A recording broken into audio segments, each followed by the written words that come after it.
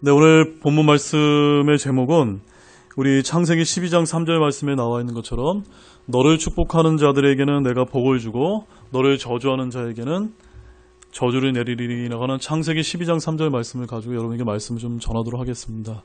이 말씀을 제가 이제 정하게 된 것은 이번 주에 제가 이제 그 성도 카톡방을 통해서 이제 묵상 말씀을 이 말씀을 이제 전해드린 적이 있었는데 아무래도 이제 제가 볼 때는 이 말씀에 대해서 조금 더 여러분에게 보완적으로 좀 충분하게 좀 말씀을 전하는 게 좋겠다라는 그런 마음을 하나님께서 주셔서 오늘 특별히 이 말씀을 정했고, 오늘 말씀은 다른 때와 달리 특별히 또 이제 하나님의 예언의 말씀들이 많이 좀 포함되어 있기 때문에 우리가 지금 살고 있는 시대와 앞으로 이제 예수님께서 오실 때까지 어떻게 이제 이 세상이 전개될지 여러분들이 좀 졸리시더라도 눈을 바짝 뜨셔서 오늘 말씀을 또 이렇게 잘 새겨서 들어주셨으면 참 감사를 드리겠습니다.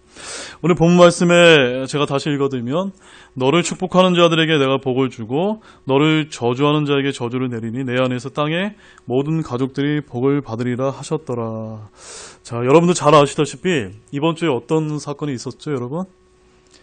이번 주 현지 시각 5월 14일 오후 4시에 미국 대사관의 예루살렘 이전 개관식이라는 아주 역사적인 사건이 있었습니다. 우리나라의 경우에는 이제 여러분도 잘 아시다시피 뭐 북핵 문제라든가 또 뭐 여러 가지 이제 정치적인 이슈, 또 미국과 북한 간의 어떤 여러 가지 회담 분위기로 인해서 각 언론사에서 다루긴 하였지만 그렇게 크게 비중을 두고 다루지는 않은 것 같습니다. 그러나 이제 미국 내 언론 매체나 뭐 CNN 또는 영국의 BBC 같은 이제 국외 뉴스를 보게 되면 얼마나 이 사건이 전 세계적인 뉴스였는지 우리가 금방 실감하게 될 수 있는 그런 한 주가 아니었나 저는 그렇게 생각이 되어집니다. 저는 오늘 이 미 대사관의 예루살렘 이전이라는 역사적인 사건이 갖는 의미와 이에 따라 앞으로 이스라엘을 중심으로 전개될 성경적인 예언의 말씀을 여러분에게 하나하나 이제 말씀을 들어서 또한 각 이슈들을 들어서 여러분에게 좀 소개를 하고자 합니다. 언제나 마찬가지로 온 세상의 주인은 누구십니까? 하나님이십니다. 온 우주 만물의 창조주요 주권자 역시도 하나님 한 분뿐입니다. 그러므로 온 우주에 비해 이 작은 땅덩이에 불과한 이 지구에서 일어나는 모든 사건 역시 하나님께서 세우신 시간 계획표에 따라 한 채의 오차도 없이 전개되고 있다는 것을 믿으시기 바랍니다. 우리가 성경을 보게 되면은 참 아쉽게도 미국이나 또는 대한민국이나 북한은 성경에 언급되고 있지 않습니다. 그러나 이스라엘은 성경에서 매우 중요하게 언급되고 있는 한 나라입니다. 또한 예수님께서도 이스라엘 사람으로 태어나셨습니다. 이처럼 이스라엘이라고 하는 나라는 매우 작은 나라에 불과하지만 성경 전체로 볼 때는 하나님의 관점에서는 온 세상의 역사의 중심에 속하는 나라라는 그런 관점을 저와 여러분이 가질 필요가 있습니다. 그러므로 하나님께서 이스라엘을 중요하게 여기신다면 성경대로 믿는 신자인 우리도 역시도 어떠해야 되겠습니까? 동일한 관점을 가져야만 합니다. 즉 오늘날 중동 지역에서 이스라엘을 중심으로 벌어지는 국제 뉴스를 저와 여러분은 결코 가볍게 여겨서는 안 된다는 것을 말씀을 드립니다. 그저 우리와 상관없는 먼 나라의 그런 뉴스라고 생각해서는 안 된다는 뜻입니다. 왜냐하면 오늘 본문 말씀에서 하나님께서 분명히 약속하셨기 때문입니다. 우리 다시 한번 읽어보겠습니다. 본문 3절 말씀입니다. 시작. 너를 축복하는 자들에게는 내가 복을 주고 너를 저주하는 자에게는 저주를 내리리니 내 안에서 땅의 모든 가족들이 복을 받으리라 하셨더라. 자, 여기서 너는 분명 아브라함을 말씀합니다. 그러나 2절을 보게 되면 주님께서는 뭐라고 말씀하셨냐면 내가 너로부터 큰 민족을 만들고 라고 하는 그런 말씀처럼 아브라함을 통해 오늘날 이스라엘이나 한 민족이 나오게 되었음을 보여주고 있습니다. 더욱이 이 명령에 근거해서 아브라함은 우상을 섬겼던 자신의 아버지 데라가 살던 고향 땅 갈대아 우르를 떠나서 가나안 땅으로 향했고 그것이 이스라엘이라는 민족의 하나의 기원이요 시작이 되었다고 성경은 말씀하고 있습니다. 그래서 우리 창세기 12장 4절과 5절 말씀도 우리 한 목소리로 같이 읽겠습니다. 시작. 이처럼 아브라함이 주께서 자기에게 말씀하신 대로 떠나갔고 롯도 그와 함께 갔으며 아브라함이 하란을 떠날 때 75세였더라. 아브라함이 자기 아내 사레와 자기 조카 롯과 하란에서 그들이 모은 그들의 모든 소유와 또 그들이 얻은 혼들을 데리고 가니라. 그들이 가나안 땅으로 들어가려고 나아가 가나안 땅에 들어가니라. 자, 여기서 보는 것처럼 가나안 땅에 들어갔던 아브라함의 후손은 그 땅에서 한 민족을 이뤘고요. 그것이 오늘날 이스라엘이라고 하는 그런 아주 유명한 나라가 되었습니다. 그런데 우리가 3절 말씀을 기억한다면 그 아브라함의 후손인 이스라엘을 축복하는 자들에게는 주께서 어떻게 하신다고 말씀하셨죠? 복을 주시겠고 또한 이스라엘을 저주하는 자에게는 저주를 주신다고 지금 하나님께서는 축복과 저주를 누구를 이제 대상으로 말씀하고 계십니까? 지금 이스라엘을 한 나라에 대해서 어떻게 대하는지 그것을 가지고 지금 축복과 저주를 지금 동시에 지금 말씀하고 계신 것입니다. 이 말씀을 근거로 해서 오늘날 세계 최강대국이라고 하는 이 미국이라는 나라도 기독교 정신 위에 세워졌고 기독교 국가답게 이 이스라엘이라는 작은 나라를 축복하게 되면 하나님께서 약속하신 그 복을 받는다고 하는 그 기독교적인 보수적인 믿음 하에 친이스라엘 정책을 지금 꾸준히 지금 실행해 오고 있다는 것을 저와 여러분이 알 필요가 있습니다. 그러나 언제나 그러하듯이 사탄 마귀는 이러한 하나님의 역사를 방해합니다. 사탄 역시도 이 말씀을 매우 잘하고 있습니다. 그렇기 때문에 오늘날 친이스라엘, 친유대인 정책에 반대하는 국가들이나 정책들의 그 이면을 우리가 살펴보게 되면 항상 사탄 마귀가 조장하고 있다는 그러한 영적인 관점을 저와 여러분이 가질 필요가 있습니다. 왜냐하면 항상 친이스라엘 정책을 지지하는 나라들은 어떠한 나라들입니까? 대부분 미국을 비롯한 또 이렇게 기독교 국가인 것을 저와 여러분이 알 수가 있고 또한 반이스라엘, 반유대주의의 그 정책에 편승하는 나라들은 어떠한 나라들입니까? 저 중동에 있는 이슬람 국가들과 또한 그 이슬람 국가를 지원하고 있는 예전에 그 공산주의 국가였던 러시아와 또한 중국 등 그런 나라들이 그런 반이스라엘 정책들을 알게 모르게 굉장히 많이 펼치고 있다는 것을 우리가 우리 팩트라는 그 사실을 보고 알 수가 있습니다. 자, 여러분 이러한 관점을 분명하게 가지고 계십니까? 이런 관점을 오늘 가지지 못하셨다면 오늘 들려지는 이 말씀을 통해 저와 여러분들이 이 시간 이후부터 분명히 가지는 그런 시간이 되시기를 원합니다. 주님께서는 이스라엘 조상인 아브라함, 하나님의 약속된 아들인 이삭, 이삭의 아들인 야곱, 또한 야곱의 12 아들 등을 통해 이 민족을 이루어 나가셨습니다. 오늘날 이스라엘의 12지파의 이름은 야곱의 다른 이름인 이스라엘의 12 아들들의 이름이 되었습니다. 이렇게 해서 시작된 민족이요 나라가 바로 어떤 나라입니까? 이스라엘이라고 하는 그런 나라를 하나님께서 세우셨던 것입니다. 자, 이제 지금부터 제가 이스라엘의 건국 역사를 여러분에게 이제 잠시 이제 소개하는 시간을 좀 갖도록 하겠습니다. 아마 아시는 분들도 있겠지만 오늘 시간을 통해서 역사도 이렇게 좀 배우신다고 하는 그런 이제 생각을 가지시기 바랍니다. 자, 이번 주에 있었던 미 대사관의 예루살렘 이전은 미국이 예루살렘을 이스라엘의 수도로 공식적으로 인정한다는 그런 말이 의미를 담고 있습니다. 자, 어떤 분 중에 이런 생각을 하시는 분이 있을 수 있습니다. 아니, 목사님, 이스라엘의 수도가 예루살렘이 아니었나요? 우리 학생들 어때요? 이스라엘의 수도가 어딘 것 같아요? 당연히 예루살렘이라고 우리는 그렇게 알고 있지 않습니까? 그런데 사실상 그 예루살렘이라고 하는 그 도시는 여러 가지 정치적, 종교적인 그런 문제들로 인해서 공식적인 수도로 인정받지는 못하고 사실상 그 예루살렘 한참 그 바닷가 쪽으로 떨어져 있는 지둥이 쪽에 붙여 있는 텔아비브라고 하는 그곳에 각국의 대사관과 또 이제 있어서 하나의 어떤 수도 역할을 지금까지 이제 해오고 있었습니다. 이처럼 이스라엘은 AD 70년에 로마에게 멸망당하고 흩어졌다가 약 2000년 만에 1948년, 이거는 1948년에 어떤 의미를 갖죠? 네, 우리나라도 독립한 날짜입니다. 네. 그래서 1948년 다시 한 나라로 회복된 지 70년을 기념하는 이때에 지금 이제 미국이 대사관을 공식적으로 예루살렘 수도에 이제 두게 된 것입니다. 이거는 굉장히 역사적인 사건이요. 또한 성경 예언적인 그런 시점에서도 매우 굉장히 중요한 의미를 가진다는 것을 여러분이 또 아실 필요가 있습니다. 자, 그래서 현재 미국의 보수적인 기독교인들, 아마 대부분들이 이제 침례교도들이 될 것인데, 그들은 하나님께서 이 일을 이루셨다고 매우 기뻐하고 있습니다. 저와 여러분들 기쁘게 생각하고 계십니까? 그런 마음이 없으시다면 오늘 말씀을 통해서 그런 동일한 마음을 좀 가지시기 바랍니다. 자, 왜 그럴까요, 여러분?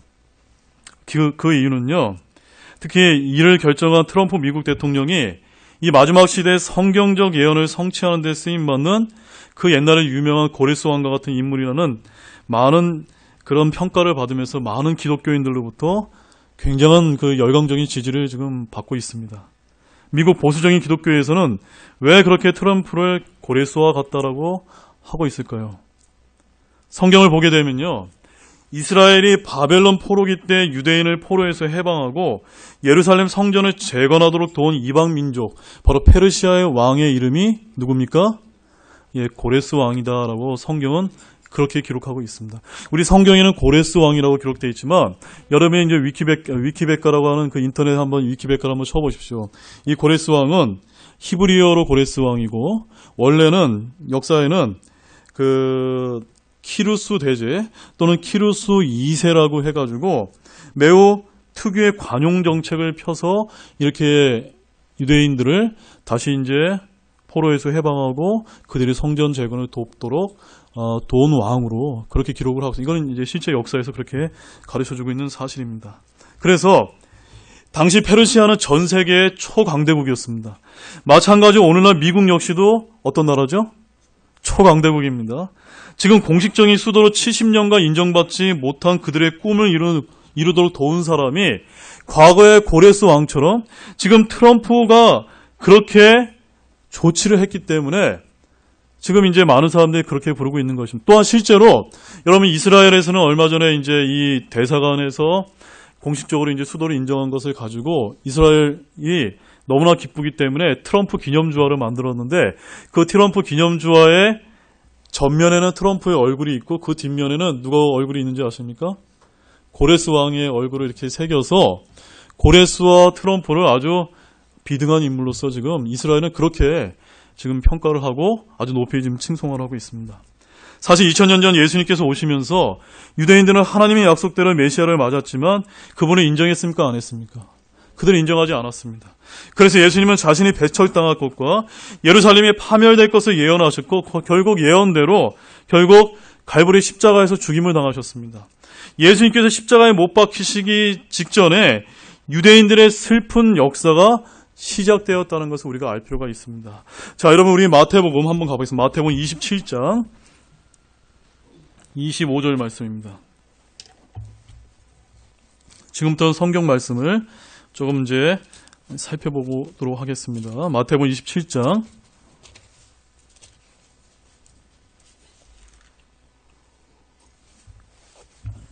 다 찾으셨습니까? 네, 마태복음 27장 25절 말씀.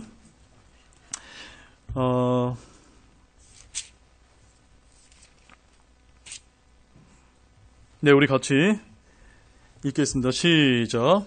이에 온 백성에 응답하여 이르되 그의 피가 우리와 우리 자손에게 임하리이다 하니라. 자, 여기서 우리가 누구죠, 여기? 지금 이스라엘, 유대인들이 지금 누구에게 이렇게 지금 외치고 있습니까? 자, 우리 그 24절 말씀 한번 읽어보죠. 시작. 빌라도가 자기가 아무것도 이기지 못하고 도리어 폭동이 일어나려는 것을 보고 물을 가져다가 무리 앞에서 손을 씻으며 이르되 나는 이 의로운 사람의 피에 대하여 무죄하니 너희가 그것과 상관하라 하매. 이 의로운 사람의 피가 누굽니까? 바로 예수님에 대해서 말씀하고 있는데 빌라도는 아무리 찾아봐도 예수님께서 어떤 죄도 지금 발견되지 않거든요. 그래서 자기는 상관하지 않으려고 했는데 지금 누가 상관하겠다고 지금 말하고 있습니까? 이스라엘 백성이 한 목소리로 그 예수님의 피가 우리와 우리 자손에게 임하리이다라고 누가 장담한 겁니까? 예, 자기 이스라엘 백성들이 그렇게 예수 십자가 못 박아 죽이기 전에 그렇게 장담했다는 것입니다. 이 말씀이 그대로 이루어졌습니까? 안 이루어졌습니까?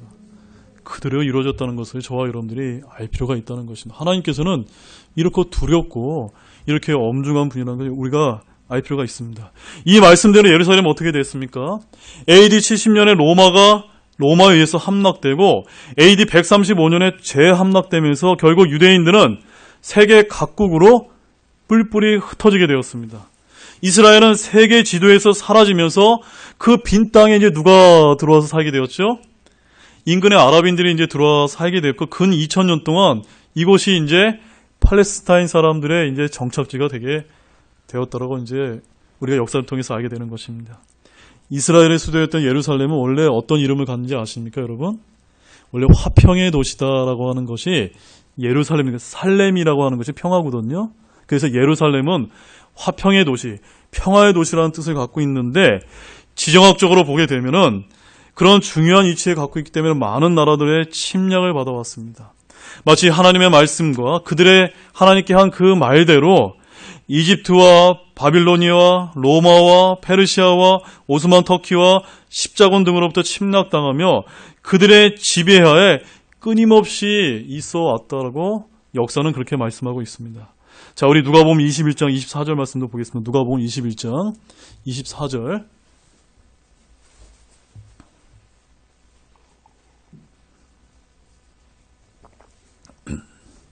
누가복음 21장 24절. 자, 같이 읽겠습니다. 시작.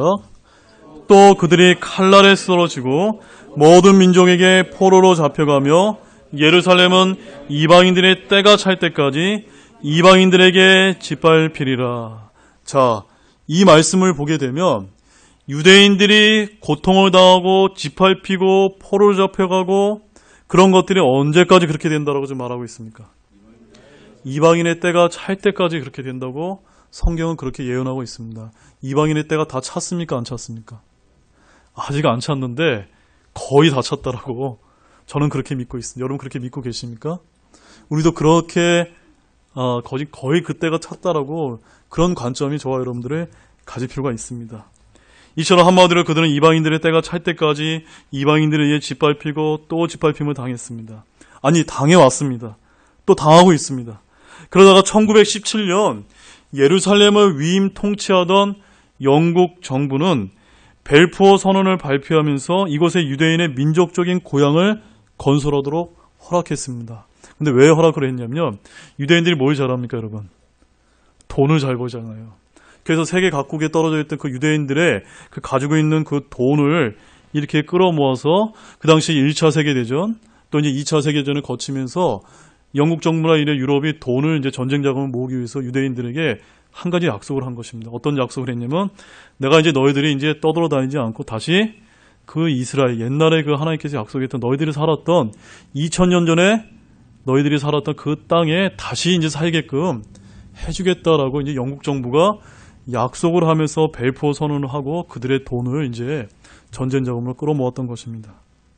결국 연합군의 승리로 2차 세계대전이 끝나면서 그동안 치밀하게 로비 활동을 벌여왔던 이스라엘은 히틀러의 독일 나치의 유대인 학살에 의해서 600만 명이라는 그 엄청난 그 유대인들이 죽은 그것에 대한 동정표를 받고 지금의 이스라엘 땅에 거의 2000년 만에 다시 자신의 나라를 되찾을 수 있었다는 것을 역사를 통해서 우리가 알 수가 있습니다.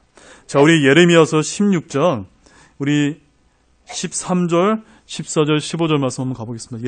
예레미야서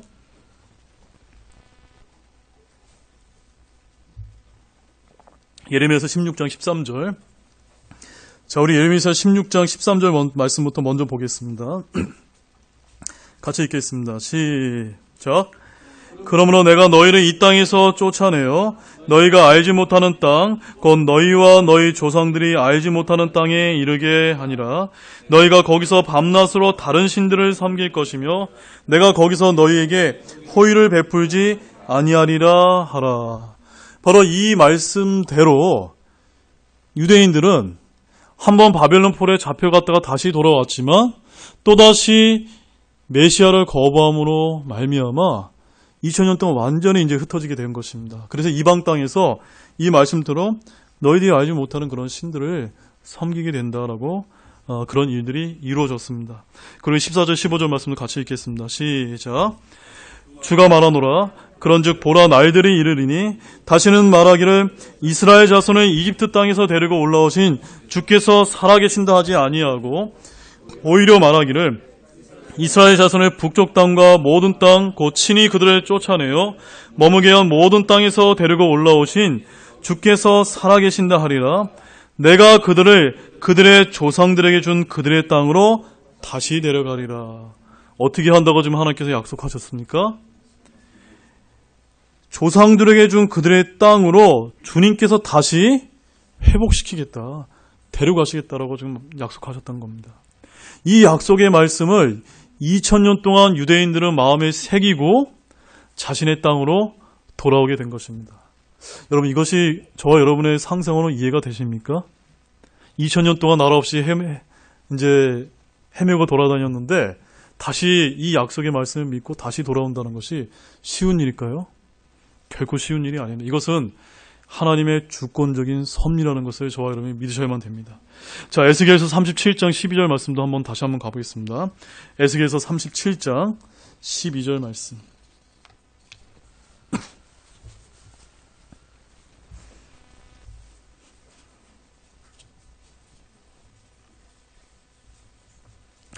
에스겔서 37장 12절 같이 읽겠습니다. 시작.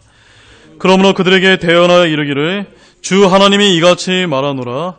보라, 오 내 백성아, 내가 너희 무덤들을 열고 너희로 하여금 너희 무덤들에서 나오게 하며 너희를 이스라엘 땅으로 데려가리라.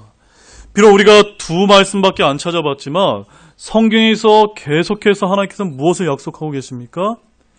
이스라엘로 다시 흩어졌던 이스라엘 민족이 다시 그 땅으로 되돌아올 것을 지금 하나님께서 아주 명백하게 분명하게 약속하셨고 그것을 하나님께서 친히 이루셨습니다. 70년 전에 이루셨다는 겁니다. 그래서 1948년 옛 터전에 이스라엘의 건국이 수립되어 다시 그 땅으로 약속의 말씀대로 돌아오게 되었습니다. 그런데 문제는 이후 많은 유대인들이 이주하면서 그곳에 정착해 있는 누구와 이제 갈등이 생기게 된 겁니까? 그 팔레스타인 사람과 2000년 동안 살아왔던 그 팔레스타인 사람들과 이제 아주 심각한 갈등이 생기기 시작했고, 건국 이래 이스라엘은 1948년에 제1차 중동전쟁, 1956년에 제2차 중동전쟁, 그 다음에 1967년에 그 유명한 6.1전쟁이라는 제3차 중동전쟁, 그 다음에 1973년에는 제4차 중동전쟁까지 매우 피로 얼룩진 역사가 이 이스라엘 땅을 중심으로 해서 이스라엘과 중동 간에 엄청나게 그런 피비린내나는 전쟁에 계속해서 이어져 왔습니다. 특히 예루살렘은 기독교, 유대교, 이슬람교의 성지로 주장되면서 종교전쟁의 중심이 되어 왔기 때문에 건국 때부터 동과 서로 나누어서 요르단과 이스라엘이 각각 차지하고 있었습니다. 그런데 1967년 이스라엘은 분리될 수 없는 이스라엘의 영원한 수도를 주장하면서 예루살렘 전체를 물리적으로 점령했습니다. 실효적으로 점령했습니다. 그런데 1980년에 이제 유엔에서 이것을 국제법 위반으로 간주하면서 이스라엘의 주장은 관철되지 못하고 1993년에 노르웨이의 중재로 아주 유명한 오슬로 협정에서 이 둘은 이국가 해법에 합의하면서 아슬아슬하게 이스라엘과 팔레스타인이 이제 공존하는 그런 정책을 통해서 이제 보이지 않는 평화를 이렇게 유지해 온 것입니다. 그동안 이제 텔 아부비가 사실상 이스라엘의 수도 역할을 해오고 있었는데 이제 이스라엘은 건국 70년을 맞이해서 특별한 선물을 받게 되었습니다. 2017년 12월에 트럼프 미국 대통령이 예루살렘을 이스라엘의 수도로 선포한 것이고 2018년 5월 14일 이번 주 월요일에 미국 대사관이 수도인 예루살렘으로 공식적으로 이전하게 되었습니다. 사실 이것은 미국 대통령이 계속해서 해온 공약이었습니다. 유대인들의 주류 사회에 있는 유대인들이 미국에서는 레이건, 카터, 클린턴, 부시, 오바마 등 예루살렘이 이스라엘의 수도라고 주장하면서 지지를 얻고 당선되어 왔지만 그것을 취임 후에 이행하지 않았습니다.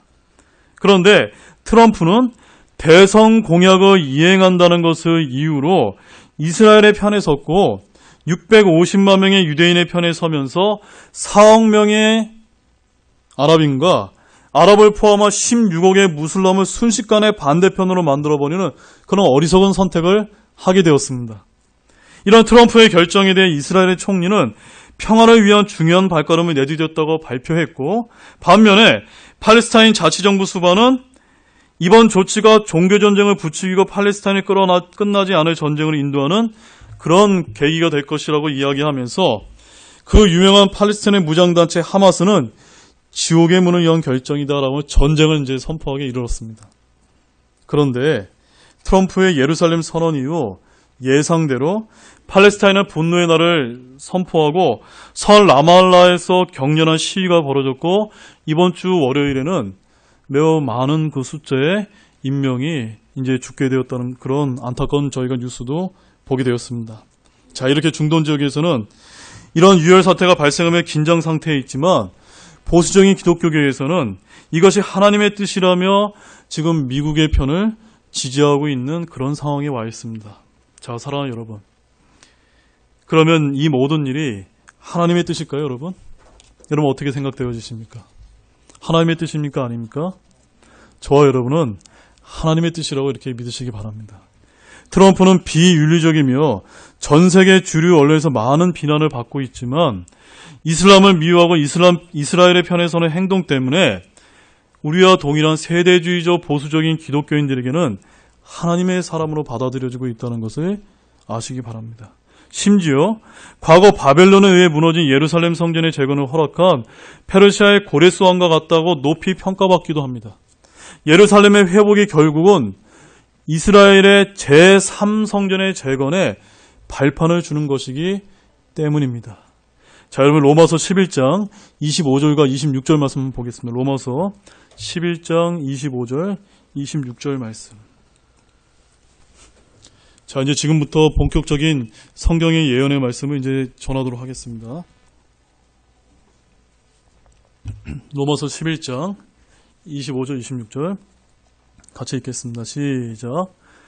형제들아, 너희가 스스로 지혜로운 것으로 여기지 않게 하기 위하여 이 신비에 대하여 너희가 모르기를 내가 원치 아니하노니 그것은 곧 이방인들의 충만함이 이를 때까지 일부가 눈먼 일이 이스라엘에게 생긴다는 것이라. 그리하여 온 이스라엘이 구원을 받으리라. 이것은 기록된 바 시온에서 구출자가 나와 야곱에게서 경건치 아니하는 것을 돌이키리니. 자, 사도 바울은 이 로마서 말씀을 통해서 앞으로 이루어질 이스라엘에 관한 예언의 말씀을 지금 저와 여러분에게 전해주고 있습니다. 이스라엘은 나라 없이 전 세계에 흩어졌었는데 이는 이방인들의 충만함이 이를 때까지라는 것입니다.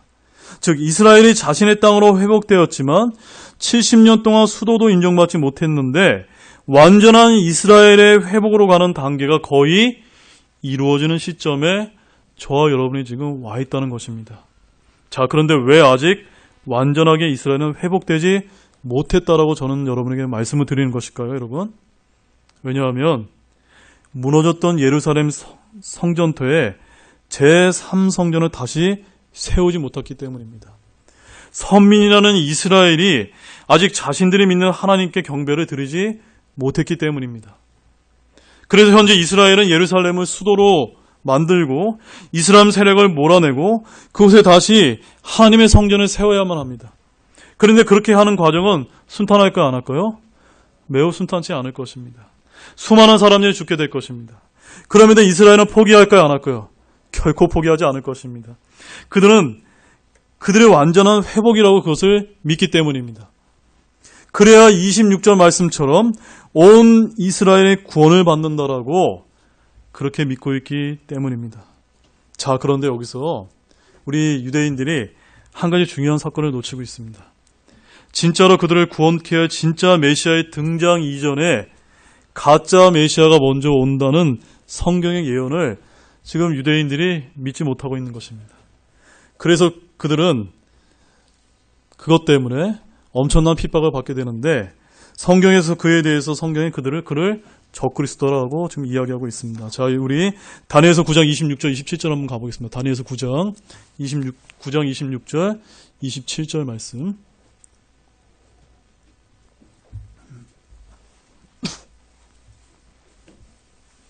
다니엘서 9장 26절, 27절 말씀. 다 찾으셨습니까? 우리 같이 읽겠습니다. 시작.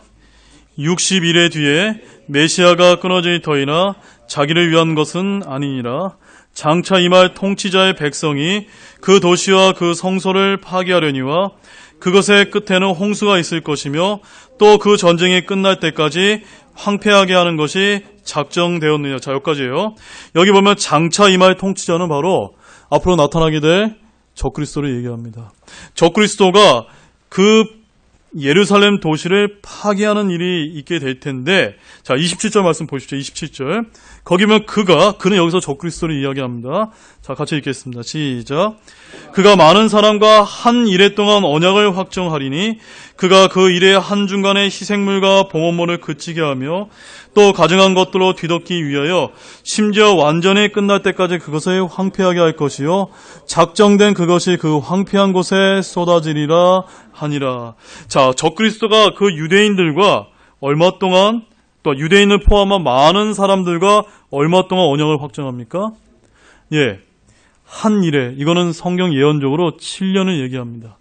7년 동안 평화조약을 이제 체결하는데 그 7년의 한 중간에 적그리스도가 이 평화조약을 깨고 자기 자신을 내가 적그리스도라고 등장하는 그때가 오게 될 것이다라고 성경이 미리 이렇게 예언이 되어 있습니다. 마치 7년 동안 평화조약을 맺어 마치 자기가 이 이스라엘과 중동에 있는 여러 문제를 해결한 평화의 사도인 양 이렇게 등장하다가 3년 반 뒤가 되면 그 평화조약을 언제 있었냐는 등 그것을 깨트리고 자신의 정체를 드러내게 된다는 것을 말하는 것입니다. 자, 데살로니가 후서 2장 3절과 4절 말씀으로 가보세요. 데살로니가 후서 2장 3절과 4절.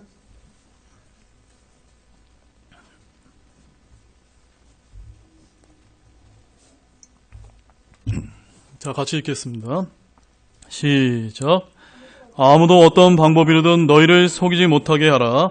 먼저 떨어져 나가는 일이 일어나고 저 죄의 사람과 멸망의 아들이 드러나지 아니하면 그날이 이르지 아니하리라. 그는 대적자여 또 하나님에 불리거나 혹은 경배받는 모든 것 위로 자기를 높이는 자로서 하나님처럼 하나님의 성전에 앉아 자기가 하나님인 것을 스스로 보이느니라. 여기서 그는 누굽니까? 바로 멸망의 아들이여 죄의 사람이라고 불렸던 그 적그리스도가 7년이라고 하는 평화조약을 맺고 3년 반 되는 그 시점에 그 평화조약을 깨고 그 이스라엘 땅에 세워진 제3 솔로몬 성전 위에 자기 자신이 하나님이라고 이제 경배받는 그 일이 있게 될 것이다라고 성경은 분명하게 이야기하고 있습니다. 이때가 왔습니까? 안 왔습니까? 오지 않았습니다. 이때가 가까웠습니까? 안 가깝습니까? 거의 가까운 시기를 지금 살고 있는 것입니다. 왜냐하면 제3 성전이 예루살렘에 세워지기 위해서는 예루살렘이 먼저 어떤 일이 벌어져야 되는 겁니까? 수도로 공식적으로 인정받는 일이 벌어져야 그 다음에 거기서 이제 이슬람 세력을 몰아내고 이제 이스라엘이 거기다가 자신의 하나님의 성전을 세우는 때가 일어나게 되고 거기서 끊임없는 아주 크나큰 전쟁이 계속해서 지금 벌어지게 될 것입니다. 그때 누가 등장하는 겁니까? 적그리스도가 이제 평화의 사도로 이제 자기가 해결자인 것처럼 등장해서 평화조약을 맺고 3년 반째 그 평화조약을 깨고 내가 이제 하나님이다고 하는 그때가 오게 된다라고 좀 말씀하고 있는 것입니다. 이 적그리스도가 다스리는 마지막 환란의 기간이 끝나야 진짜 메시아로서 예수 그리스도께서 다시 이 땅에 재림하시고 그때래야 로마서 11장 25절 26절에 우리가 읽었던 말씀처럼 눈멀었던 온 이스라엘 구원을 받게 되는 일이 일어나게 된다라고 말씀하고 있는 것입니다. 문제는 이와 같은 성경적인 마지막 때의 예언이 이루어지기까지 비록 국가적으로 이스라엘은 회복되고 예루살렘 수도도 인정되고 성전도 재건되어지지만 전 세계적으로는 무엇이 확산될까요? 반유대주의와 반이스라엘 분위기가 세계 제2차 세계대전 때처럼 아니 그때보다 더 극심하게 이제 퍼져나가게 될 것을 우리가 이해할 필요가 있다는 것입니다. 이런 반유대주의의 분위기는 전 세계 언론 역시도 편승하게 될 것입니다. 현재 유럽 내 이슬람 세력이 커지는 건 역시도 이와 무관치 않습니다. 이와 관련 예수님께서 유대인들을 향한 큰 환난이 있을 것을 마지막 때에 대해서 이렇게 예언하셨습니다. 우리 마태복음 24장 15절부터 21절까지 말씀을 같이 한번 읽겠습니다. 마태복음 24장 15절로 21절 말씀. 자, 마태복음 24장 15절 21절 같이 읽겠습니다. 시작. 그런즉 대언자 다니엘을 통해 말씀하신 바 황폐하게 하는 가증한 것이 거룩한 곳에 선 것을 너희가 보거든 누구든지 읽는 자를 깨달을지어다. 그때 유대에 있는 자들은 산들로 도망한지어다. 지붕에 있는 자는 자기 집에서 무엇을 취하려고 내려가지 말며 들에 있는 자는 옷을 가지러 되돌아가지 말지어다. 그 나이들에는 아이벤 자들과 젖먹이는 자들에게 화가 있으리로다. 그러나 너희의 도피하는 일이 겨울이나 안식일이 일어나지 않도록 너희는 기도하라. 그때 큰 환난이 있으리니 세상에 시작된 이래로 이때까지 그런 환난이 없었고 이외에도 없으리라. 제가 여러분에게 분명히 말씀드립니다. 저는 목사로서 양심적으로 신앙적인 양심을 보고 여러분에게 분명하게 말씀을 드립니다. 이 예수님께서 약속한 이 큰 환난, 이 대환난은 분명하게 오게 될 것입니다. 또한 그 날은 이제 얼마 남지 않았다는 것을 저와 여러분이 믿으시기 바랍니다. 지금 여러분이 구원받게 되면 이 큰 환난에 참여하지 않게 되지만 지금 이 시간 구원받지 못하고 그 큰 환난이 임하는 때에 저와 여러분들이 살게 되면 여러분도 그 큰 환난에 참여하게 될 것이고 이 말씀처럼 도망가야 될 것을 여러분들이 이제 믿으시기 바랍니다. 이처럼 이 세상 마지막 때가 가까울수록 반유대지, 반이스라엘에 편승한 유대인들의 핍박과 환난을 미리 아셨던 예수님께서 지금 오늘 본문 말씀을 오래전부터 지금 약속해 주셨다는 것을 보시기 바랍니다. 그래서 창세기 12장 3절에서 주님께서 뭐라고 지금 약속하셨습니까? 너를 축복하는 자에게는 내가 복을 주고 너를 저주하는 자에게는 저주를 내리니. 이 말씀 때문에 지금 미국이 이 마지막 때에 지금 이스라엘을 그렇게 16억의 엄청난 많은 그 무슬림 사람들이 지금 반대하는데도 불구하고 지금 친이스라엘 정책을 지금 피고 있다는 그런 관점을 저와 여러분들이 성경적으로 지금 예언자적인 관점을 가져야만 됩니다. 이 말씀처럼 이스라엘 축복하는 자들은 복을 받고 저주하는 자는 저주를 받게 된다고 믿습니다. 여러분들 그렇게 믿으십니까? 그렇게 믿으십니까? 네. 우리가 이 말씀을 믿는다는 것은 이 세상 사람들의 관점이 아니라 하나님의 편에서 이 세상을 바라보는 관점을 가졌다는 것을 말합니다. 이것이 친이스라엘 정책을 지지해야 되는 진짜 이유입니다. 이것이 오늘날 크리스찬들이 가져야 될 올바른 세계관입니다. 이 관점에서 이 세상 역사가 어떻게 흘러가는지를 저와 여러분이 바라봐야 할 그 때를 저와 여러분이 살고 있는 것입니다. 그런데 우리 예수님께서는 두 가지 방면으로 재림하십니다. 첫 번째는 적그리스도가 통치하는 7년 환란기 직전에 전 세계 모든 크리스찬들을 위해서 공중에 먼저 재림하십니다. 그래서 데살로니가전서 4장 16절 17절 제가 읽어드릴게요. 주께서 호령과 천사장의 음성과 하나님의 나팔 소리와 함께 친히 하늘로부터 내려오시리니 그리스도 안에서 죽은 자들이 먼저 일어나고 그 뒤에 살아서 남아있는 우리가 그들과 함께 구름들 속으로 채어 올라가 공중에서 주를 만나리라. 그리하여 우리가 항상 주와 함께 있으리라 라고 데살로니가전서 4장 16절에서 17절의 말씀에서 저와 여러분에게 약속하고 있는 것입니다. 이 말씀은 누구에게 약속하신 것입니까? 지금 이 은혜의 시대를 살고 있는 지금 믿는 성도들에게 지금 약속하고 있는 말씀입니다. 저와 여러분들이 이 말씀을 믿고 예수 그리스도를 믿고 지금 구원받는다면 우리의 신랑이신 예수님을 공중에서 만나고 항상 함께 있게 될 것이고 이 은혜의 시대에 구원받는 모든 성도들은 그 대환란에 들어가지 않고 안전하게 보호될 것을 말씀하고 있습니다. 그러나 이 땅에서는 어떤 일이 벌어집니까? 이 땅에서는 유대인들을 향하신 극심한 고통의 때로서 적그리스도가 다스리는 7년 환란 기간이 있게 될 것을 말씀하고 있습니다. 자, 예레미야서 30장 7절 말씀 한번 가보겠습니다. 예레미야 30장 7절 말씀. 이제 말씀 거의 다 이제 끝나갑니다. 예레미야서 30장 7절 말씀.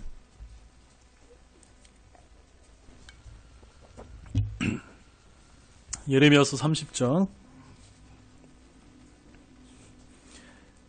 자, 같이 읽겠습니다. 시작. 아, 슬프도다. 그날이 커서 그것과 비길 날이 없나니 그날은 거의 야곱의 고난의 때로다. 그러나 그가 그 고난에서 구원을 받으리로다. 바로 이스라엘 민족은 우리와 우리의 손, 그 예수님의 피가 자기 자신들에게 오게 될 것이라고 이미 그들이 다짐했기 때문에 그 야곱의 고난의 때를 거쳐서 7년 대환란을 거쳐서 그 끝날 때 예수님께서 이 땅에 재림하셔 그들이 구원받게 되는 것입니다. 그러나 이것은 누구에게 지금 해당되는 말씀이죠? 바로 이스라엘에게 해당된 것이지 지금 이 은혜의 시대에 살고 있는 이방인인 저와 여러분들에게는 전혀 해당되는 말씀이 아니기 때문에 우리 이 대환란에 들어갈 필요가 없다는 것입니다. 두 번째는 이 적그리스도의 통치 기간의 7년 환란이 끝날 때 예수 그리스도께서 이 땅에 눈에 보이게 가시적으로 재림하십니다. 자, 우리 스가랴서 14장 1절로 11절 말씀 한번 보겠습니다. 스가랴서 1장 14장 1절로 11절.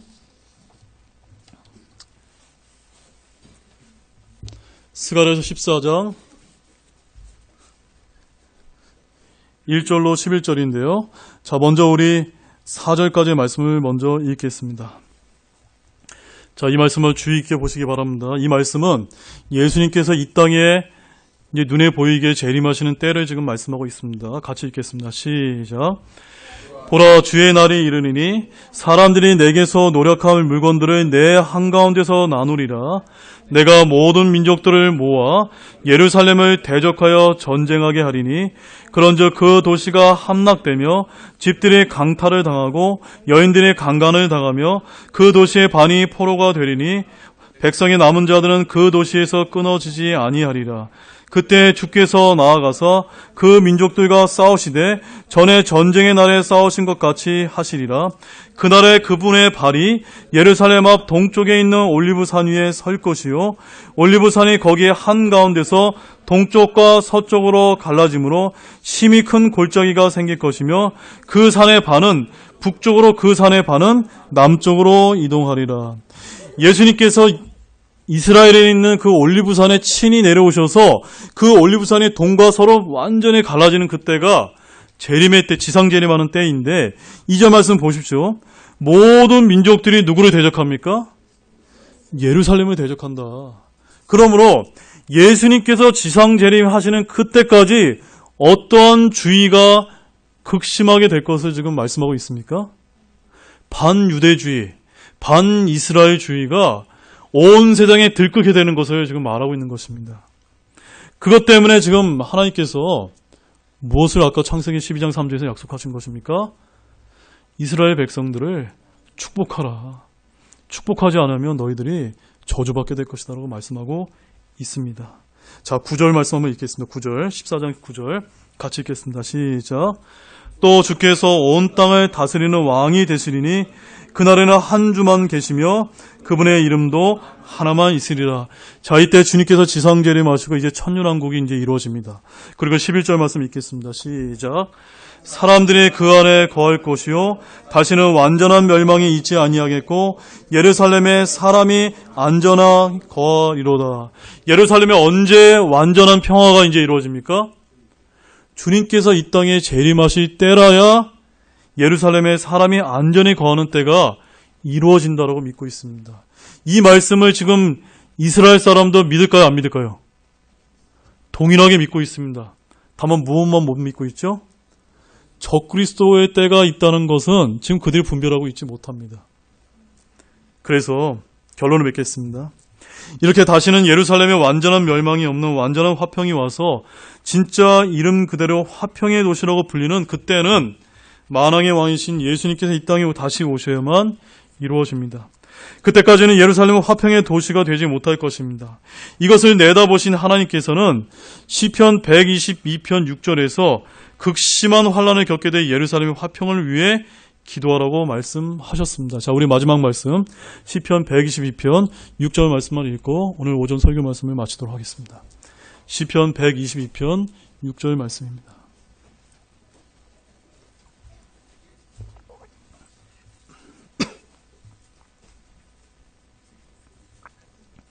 시편 122편 6절 말씀 자, 같이 읽죠. 시작.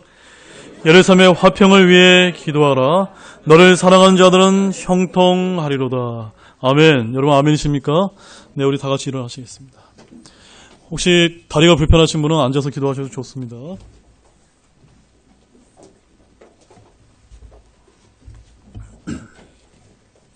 자, 사랑하는 여러분, 오늘 저는 여러분들에게 좀 긴 말씀이었지만 오늘 예언의 그런 말씀을 전해드렸고, 지금 저와 여러분이 살고 있는 이때는 굉장히 성경 예언적인 그 시점에서 우리가 마지막 때에 가까운 그런 역사적인 때에 그런 살고 있습니다.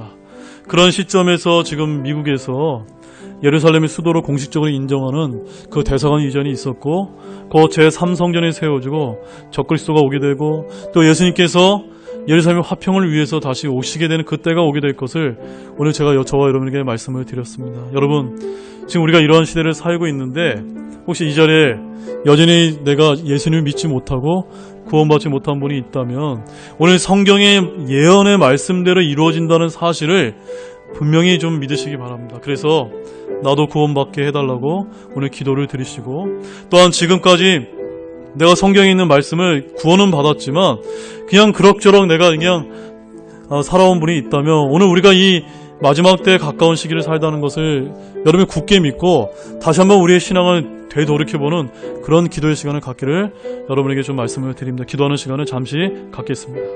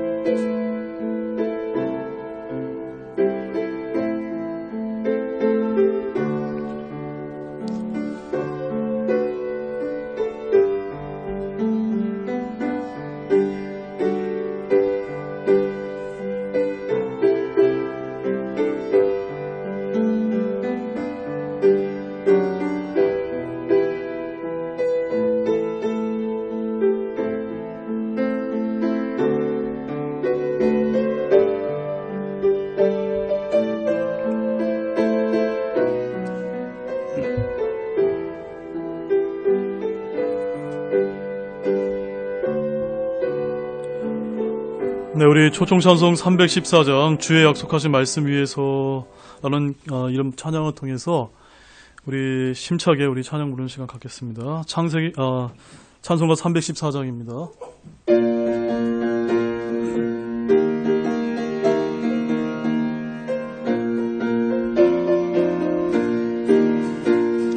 주의 약속하신 말씀 위에서 영원토록 주를 찬송하리라.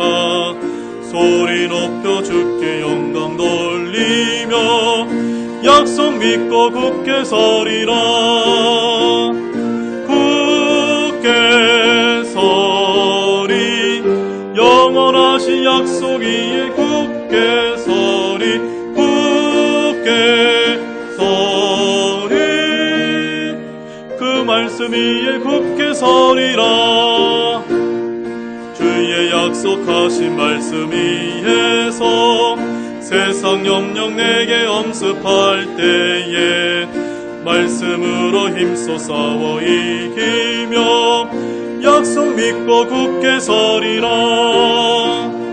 굳게 서리 약속하신 약속 위에 굳게 서리.